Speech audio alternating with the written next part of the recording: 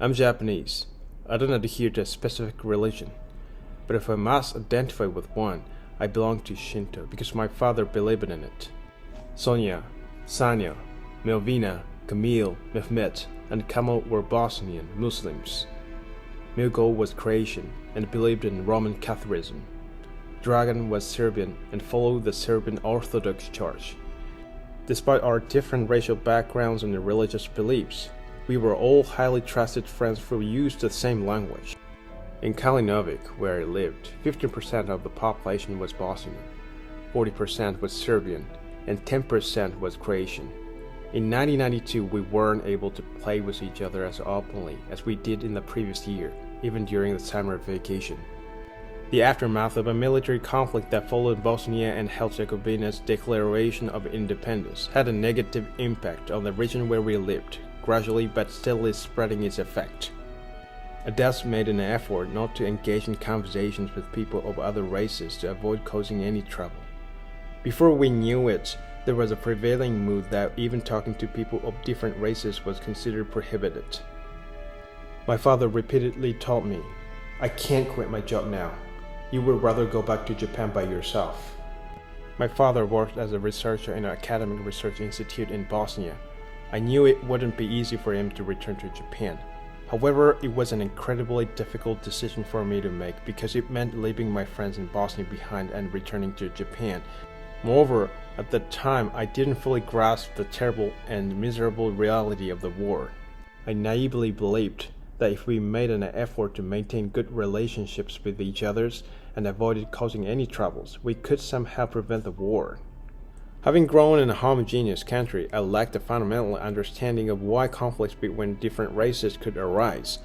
I simply believed that if everyone maintained a friendly relationship with each other, there could never be any bad blood between races. I didn't truly comprehend the concept of deep-seated grudges between races and the notion of racial supremacy. In 1991, a military conflict broke out between the Croatian army and the Serbian population living in Croatia. This conflict later escalated into a full-fledged war between the Croatian army and the Yugoslav People's Army, which was predominantly led by Serbian people. The majority of the population in Bosnia and Herzegovina consisted of Bosnian people, and Kalinovic, where I lived, was no exception. As time passed, the racial tension between the Serbian and Croatian communities increased. I began to witness frequent fighting between the Serbians and Croatians in the various parts of the town. In April 1992, the momentum for Bosnia and Herzegovina to secede from the Union of Yugoslavia grew, and its government proclaimed the Declaration of Independent Sovereignty. In short, this was a declaration of independence, indicating that Bosnia and Herzegovina would break away from Yugoslavia. Even though my father explained it to me several times, I didn't fully understand it at that time. However, this declaration became the trigger for increasing tension between different racial groups. Following this declaration, children gradually started segregating themselves based on racial differences even in school. Despite previously playing together amicably, this situation sometimes led to conflicts among them due to racial differences. The aftermath of the conflict between Serbians and Croatians in Croatia and the subsequent declaration of independence by Bosnia and Herzegovina led to even greater segregation based on the race throughout the region. In this country, parents advised their children not to play outside, and adults were strictly forbidden from playing with each other outdoors without any exceptions due to the escalating threat of severe racial conflict. Over time, adults in my town began threatening children of different races coldly, which was far from extreme than Japanese citizens showing exclusivity towards people from foreign countries. Even after the summer vacation, the situation didn't improve. In fact, it deteriorated drastically and became unrecognizable. People started preparing for an upcoming war by arming themselves, and I sometimes witnessed armed citizens carrying machine guns in the downtown area. Seeing those guns for the first time in my life terrified me to the point where I hesitated to leave my house. However, at that time, I couldn't fathom the idea that they would actually engage in fighting my town. I still had an unrealistic hope that there were chances for them to find a compromise and regain their friendship. I never imagined they would resort to using guns that they carried on their bodies. The Bosnian War was originally triggered by a military conflict between Serbians living in Croatia and the Croatian army. Initially, Bosnia was not directly involved in this conflict, but a seemingly trivial incident occurred when a Bosnian citizen killed a Serbian citizen in an arena in Serbia. Tensions between Bosnians and Serbians had a long history dating back to old times. In World War II, Bosnians and Serbians engaged in horrific killings against each other. Their deep animosity towards each other has not faded away since then. Therefore, this incident was perceived as a unilateral declaration of hostility from Bosnia towards Serbia, which further fueled Serbians' anti-Bosnian sentiments and ultimately escalated into the Croatian War of Independence. Serbians objected to Croatia's independence from the Union of Yugoslavia, while Bosnian and Croatians supported their independence. The momentum for the independence movement also grew in Bosnia, because establishing their own sovereignty, which could strengthen their identity and allow them to control their own state, was believed to be the safest and most effective way to protect themselves from other ethnic groups. Bosnia declared independence from the Union of Yugoslavia, leading to its division into 3 countries. One is Bosnia with Bosnian people, another is Herzegovina Bosnia with Croatians, and third is Republic Srpska, centered around the Serbs. Kalinovic, where we lived, was within the territory of Republic Srpska. In Bosnia, it was impossible to avoid ethnic conflict and war due to the presence of multiple races that harbor deep hatred towards each other, especially under the circumstances where anti-ethnic sentiments were running high across Eastern Europe. In my town, some Bosnians anticipated the escalation of the war and began evacuating from our town to Sarajevo. My father seemed to decide to send me back to Japan due to the extremely tense situation between different ethnic groups. He seemed to believe that I would strongly refuse to go back to Japan, so he left me at Sonia's house and traveled alone to Sarajevo. Looking back now, he probably went there to purchase an air ticket for my return journey. The reason he went alone was likely because Sarajevo was facing the most tense conflict, and he thought it wouldn't be safe for me to accompany him. On the day he left me at Sonia's house, he said, "I'll be back here tomorrow, so behave well while I'm away." The next day, I was playing with my friends at our secret base. Dragan didn't join us as he said he had something to do. In the evening, we heard a loud explosion coming from the downtown area. Everyone was startled and rushed to the top of the hill to see what had happened. We clearly witnessed plumes of black smoke rising from the downtown area. Suddenly, the sound of gunshots rang out. We were really upset and panicked. Miracle shouted, "It's shooting! It's shooting!" I remember that I felt the blood drain from my face then. Sonia and Sanya were frightened and started crying. Miracle, Mehmet, and Kamal told me seriously that they needed to rush back home as soon as possible. I should have stopped them, but I was just standing there not understanding what to do. I remained confused for 30 minutes without moving from where I was. Meanwhile, I saw some cars heading in the direction of Sonia's house.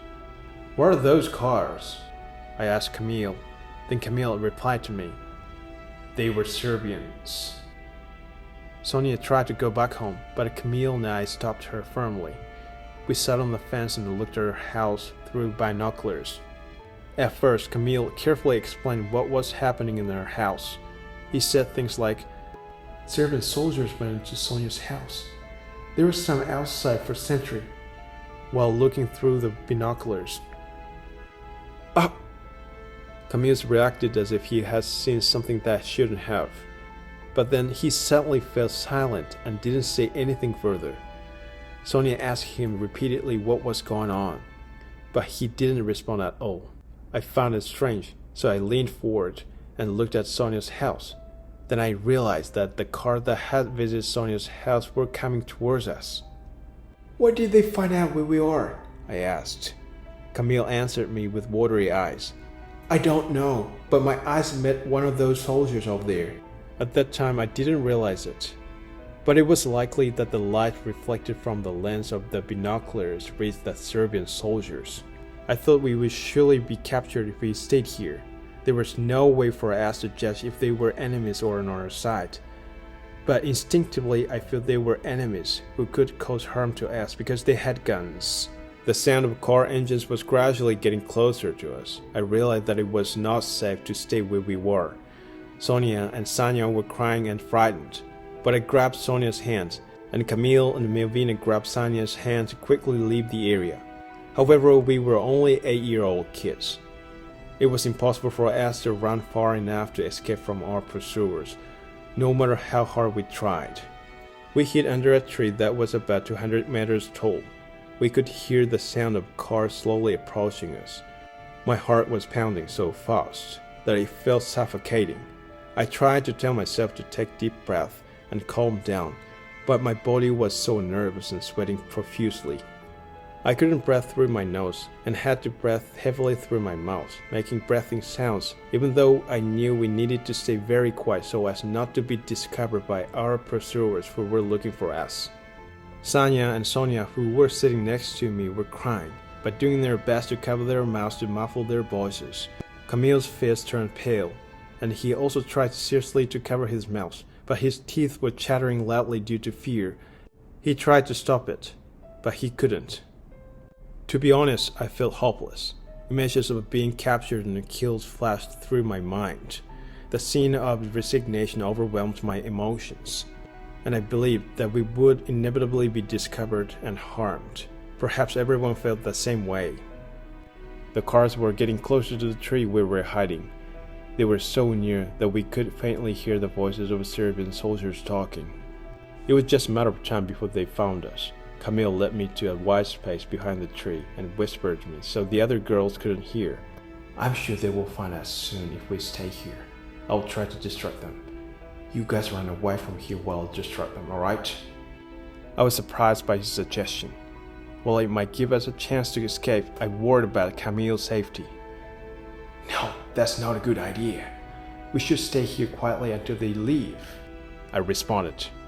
Camille insisted that we would be found sooner or later if we stay hidden there. He said, "If I can successfully distract them, I will follow you later." I told him that I understood. Camille replied, "That's good. Please protect Sanya and Sonia until I come back." Right after saying so, Camille ran towards the Serbian soldiers while crouching down. I relayed Camille's message to the others, saying that we should leave while he distracted the soldiers. Sonia and Sanya were in panic and said, "No, no!" But Melvina simply replied, "Okay." As the Serbian soldiers approached us, coming to about 30 meters away, I heard Camille's voice from a tree on the other side. He was seemingly taunting the Serbian soldiers with mocking words. They became aware of his provocation and started following him while shouting. After the four of us observed the situation and made sure there was no one around, we quickly rushed in the opposite direction to where Camille had gone. We rushed as fast as we could, not thinking about anything else. I held onto Sonia's arm while Melvina held onto Sanya's arm. Meanwhile, several gunshots echoed behind us. At the same time, Camille's shouting voice abruptly stopped. I almost came to a stop because I feared that the worst scenario imaginable might be happening behind us. But Melvina yelled at me, "Don't stop! If you stop and go back, Camille's actions will have been in vain." We climbed up a desolate mountain and waited for Camille until nightfall. But he never appeared in front of us. Deep down, we had a faint realization that he might have been shot, but we didn't want to accept or believe it. So no one mentioned the possibility of Camille's death until then. Before we knew it, tears were streaming endlessly down our cheeks, filled with grief and hopelessness. We were not old enough to fully comprehend the gravity of someone's death so close to us, but tears flowed naturally from our eyes. I came to realize that Sanya loved Camille, and Camille loved Sanya. Thinking about the two of them, I related not stopping him, and finding another way for all five of us to be saved without any loss. But at the moment I couldn't spare the time to consider alternative possibilities for our survival.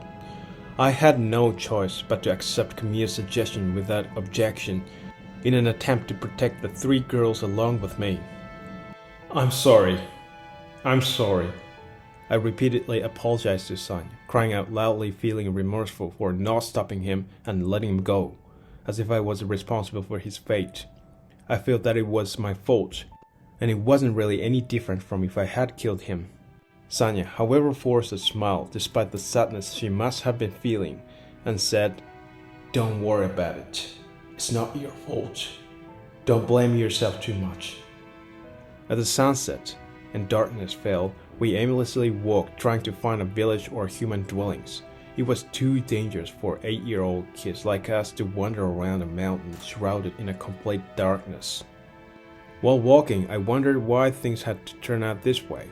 The beautiful stars scattered in the sky above, resembling heaven, while the ground felt like hell covered in hellfire.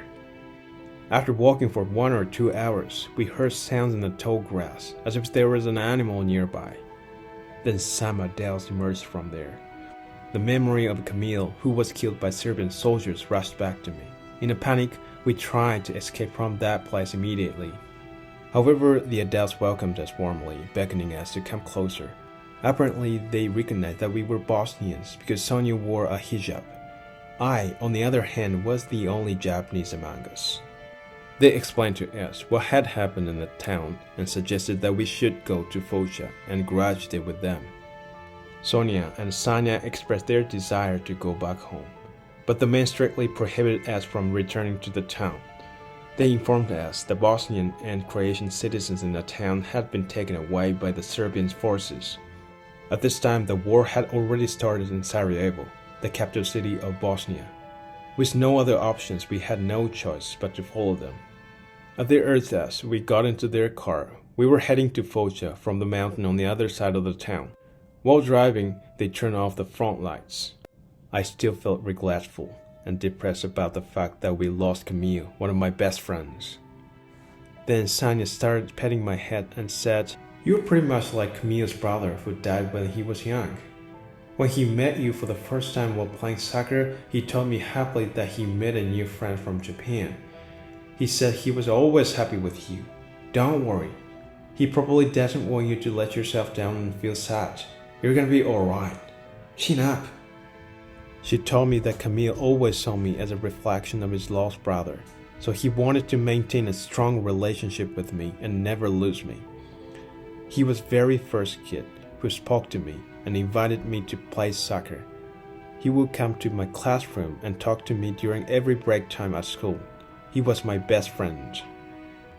I swore to myself that I would fulfill the promise I made with him when he ran towards Serbian soldiers to distract them. I promised to protect Sanya, Sonia, and Melvina at any cost, even if it meant risking my own life. However, I didn't anticipate that even more miserable events awaited us. After passing through a rough rocky road, we finally arrived at the start of a paved road. The adults who had given us a lift told us that we had to walk from there. I asked why we needed to walk from that point, considering that the town we were heading to was quite a distance away. It turned out that the road leading to Focia was the only pavement available at the time, as the road leading to Sarajevo had already been closed off and turned into a battlefield due to the Serbian soldiers and police presence. There was a possibility of ambush by Srpska soldiers somewhere along this road, so we decided to take a detour and go over a mountain for safety. However, it wasn't like climbing up a steep rocky slope and descending to the foot of the mountain. Instead, we went through the woods located at the base of the mountain, just a couple hundred meters away from the road. The surroundings were pitch black at night, making it difficult to see anything just in front of us. Moonlight managed to provide some illumination, but the woods were densely covered with countless trees and branches blocking most of the outside light. It created a spooky atmosphere, and the sudden chirping of birds and rustling leaves frightened us. It was too dangerous for us to continue towards Sarajevo. Gorazde became our last hope and destination. It was much tougher for young kids like us to keep walking without sleeping than we had expected. I had no idea what happened to my father. I didn't even know if he was still alive or dead, and if he could successfully return to our house after I evacuated from Kalinovic. I imagined that he might be really worried about me. My mind was filled with various anxieties. Countless thoughts and anxieties were swirling inside of my head to the extent that it was impossible to describe it as mere worry.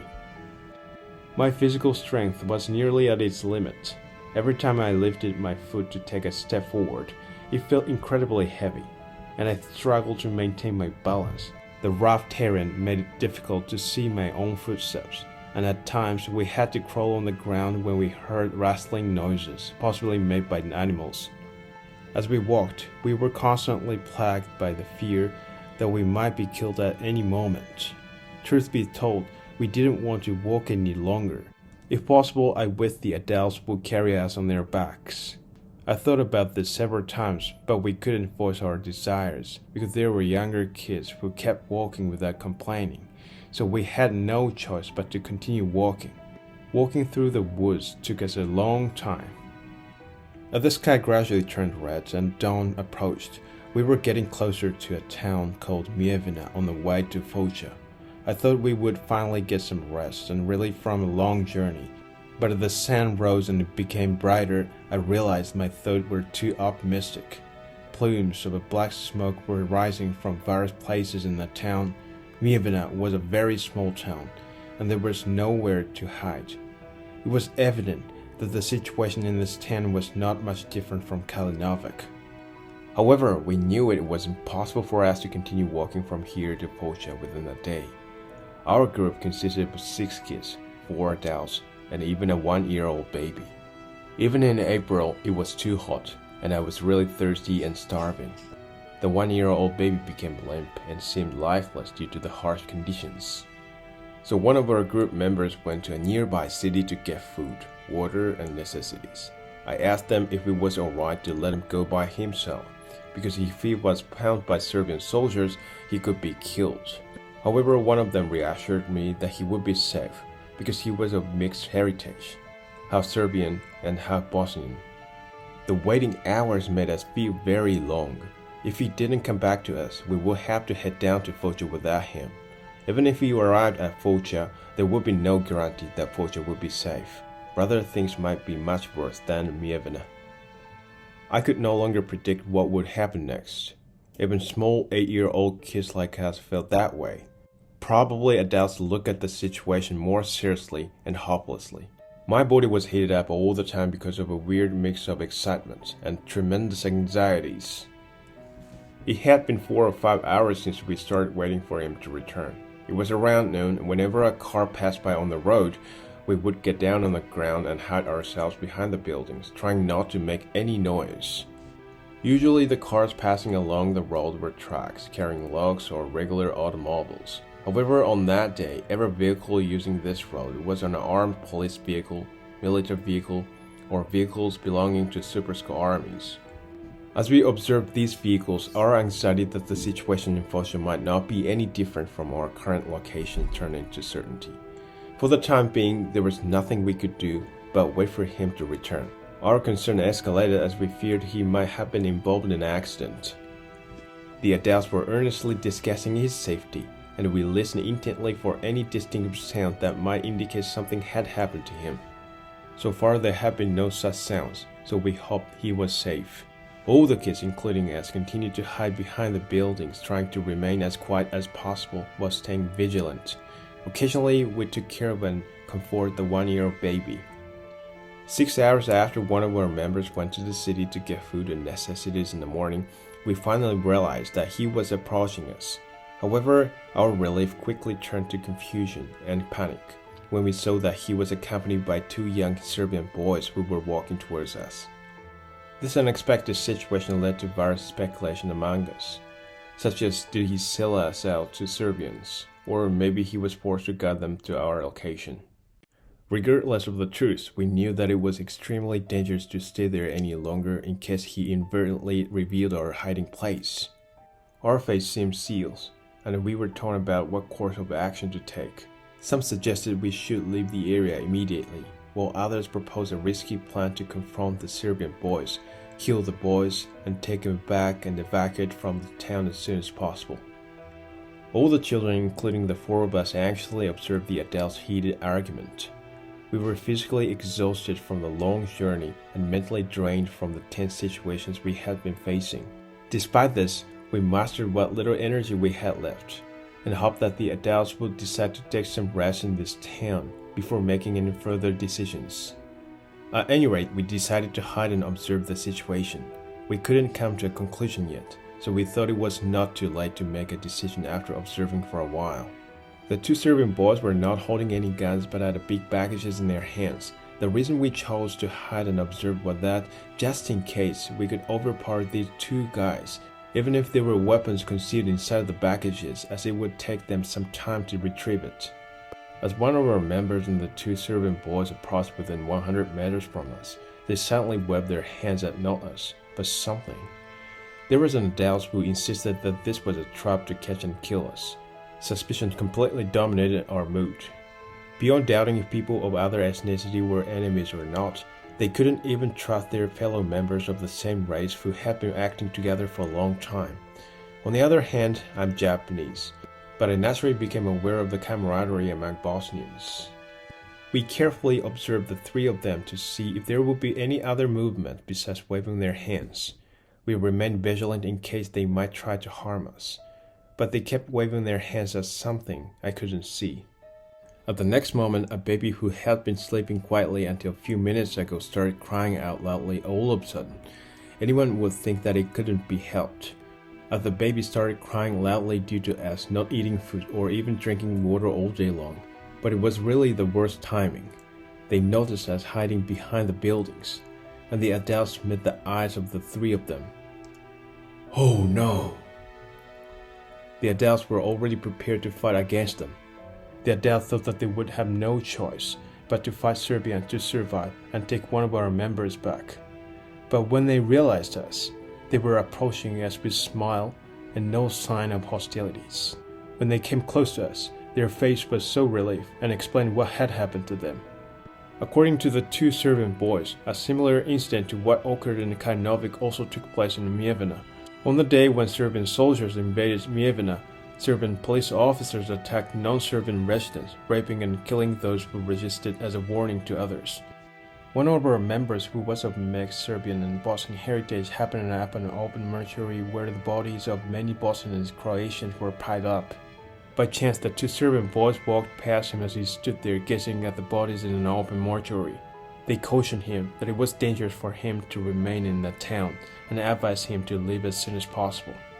However, he pleaded his difficult situation with tears in his eyes, explaining that it was impossible to reach Foča without food, water, and other necessities, because his group included elderly people, children, and a baby.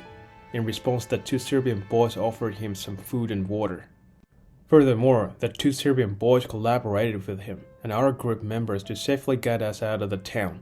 They revealed their Serbian identity to deceive the Serbian police officers. At first, he declined their offer, but the two Serbian boys persisted in persuading him and extended their assistance to help us leave the town.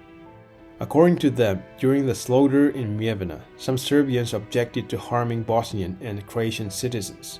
However, some of those who resisted the Serbian hardline fascists with ethnic supremacy were subjected to abuse and murder by Serbian police officers, even if they belonged to the same ethnic group.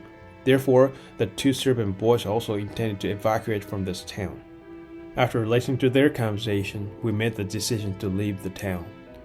We had our first meal of the day, took some rest, and waited until evening before we began walking towards Foča.